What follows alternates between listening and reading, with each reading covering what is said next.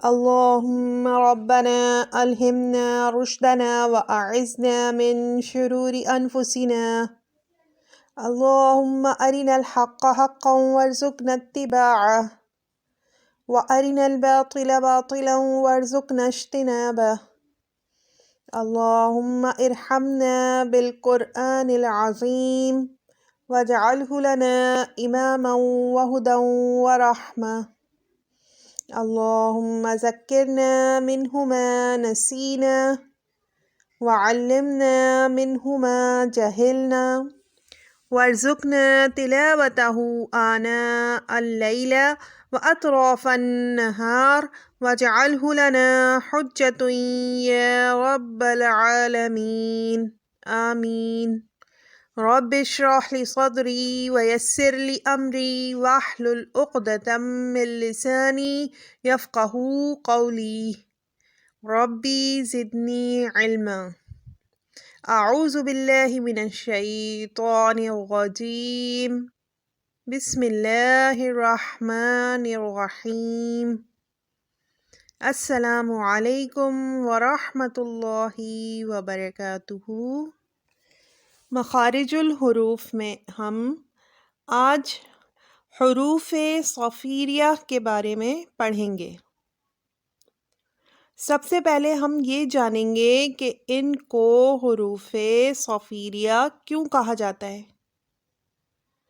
تو عربک میں سیٹی کو صفیر کہتے ہیں.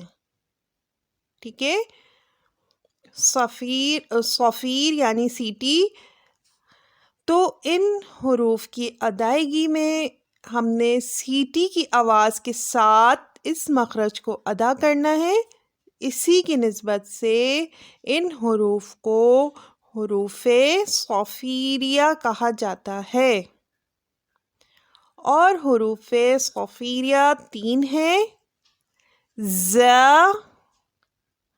سین، صاد. ز، سین، صاد. تو اس مخرج کی ادائیگی دیکھتے ہیں کہ اس مخرج کی ادائیگی میں ہم کون سا حصہ استعمال کرنے والے ہیں. یہ پہلا مخرج آ رہا ہے جس میں ہم ثنایا سفلی کا استعمال کریں گے. ثنایا سفلی آپ اچھے سے جانتے ہیں کہ سامنے والے جو دانت ہیں، 2 دانت سامنے، اوپر بھی اور نیچے بھی، دونوں کو ثنایا کہا جاتا ہے. اور اوپر والے جو دانت ہیں وہ ہیں ثنایا علیہ، اور نیچے والے جو 2 دانت ہیں ان کا نام ہے ثنایا سفلی. اب ہم نے اپنی زبان کی نوک یعنی نوک اللسان ثنایا سفلی کی جڑ مسوڑے اور دانت کی جڑ سے لگانی ہے. ٹھیک ہے، اور کیا کرنا ہے، ہم نے ثنایا علیہ کو ثنایا سفلی کی جانب لانا ہے. ٹھیک ہے، مطلب ایسا قریب کرنا ہے کہ دیکھنے میں آپس میں ملے ہوئے نظر آئیں. لیکن ہم نے کیا کرنا ہے، بالکل دانتوں کو بھینچنا نہیں ہے، آپس میں ٹکرانا نہیں ہے، تھوڑا سا فرق رکھتے ہوئے ملانا ہے کہ دیکھنے میں تو لگے کہ ملے ہوئے ہیں لیکن تھوڑا سا دور ہونے چاہیے، تھوڑا فاصلہ تھوڑا سا کھلا ہوا ہونا چاہیے. ٹھیک، اب ہم نے کیا کرنا ہے، سیٹی کی آواز کے ساتھ اس کو ادا کرنا ہے. ٹھیک ہے، تو لاسٹ ہم نے جو مخرج ادا کیا تھا حروف لثویہ، اچھے سے آپ نے پریکٹس کی ہے اس کی، کیونکہ اس میں سیٹی کی آواز بالکل نہیں آنی تھی. جس طرح ہم نے ذا، ذال اور ذا کو ادا کیا تھا، تو ہم نے کیا کیا کہ ہم نے اپنے ثنایا علیہ کو اچھے سے پیک کیا تھا زبان کے ذریعے.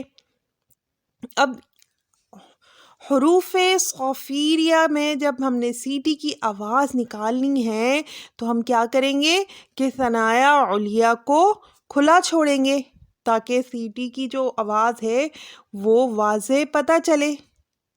اس کے لیے کیا کرنا ہے؟ ماشاءاللہ آپ اچھے سے سمجھ گئے ہوں گے کہ ہم نے اپنی جو زبان ہے وہ ثنایا سفلی پر لگانی ہے، ٹھیک ہے؟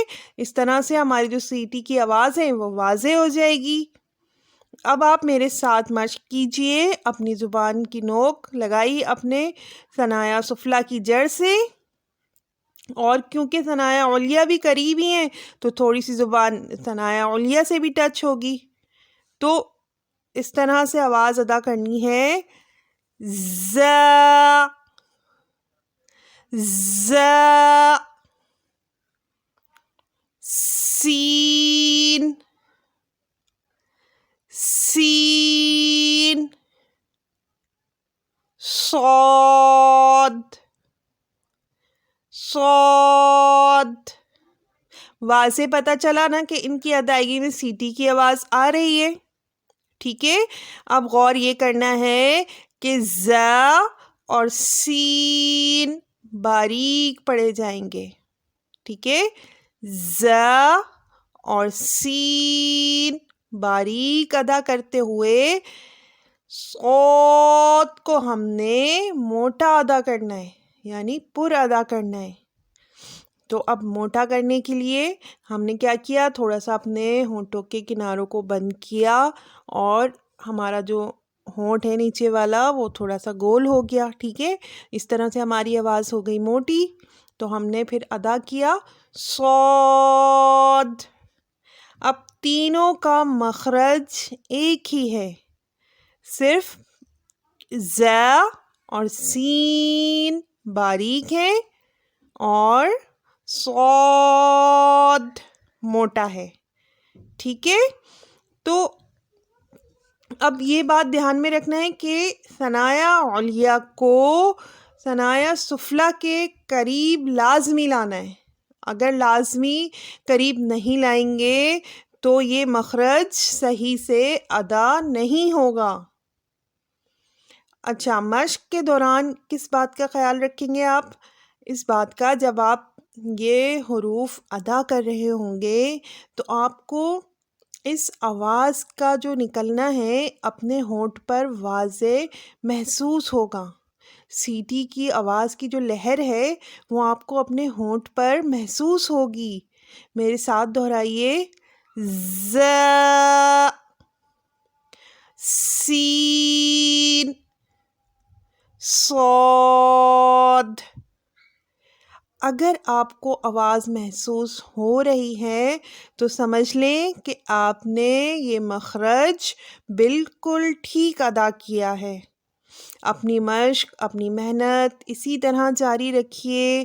میرے ساتھ دوبارہ سے دہرائیے، ز ز ز،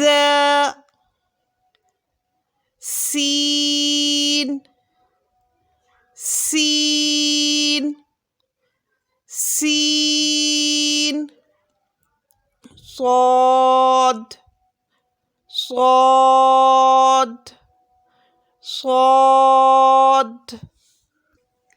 جزاکم اللہ خیرا کثیرا واحسن الدنیا والآخرہ۔ بارک اللہ لی ولکم فی القرآن العظیم ونفعنی وإیاکم بالآیات والذکر الحکیم۔ سبحانک اللہم وبحمدک، اشہد ان لا الہ الا انت، استغفرک واتوب الیک۔